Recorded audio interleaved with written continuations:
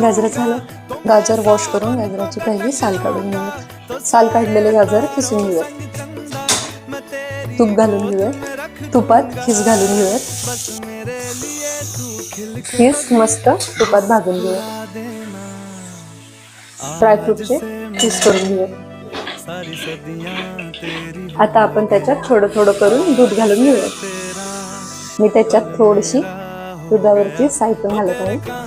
Optional आहे, तुम्हाला आवडत असेल तर तुम्ही नक्की घाला. त्याच्यात साखर घालून घेऊयात. तर त्याच्यात आपण ड्रायफ्रुट्स घालून घेऊयात. थोडंसं केशर घालून घेऊयात. देन आता ड्रायफ्रूटचं गार्निश करून घेऊयात.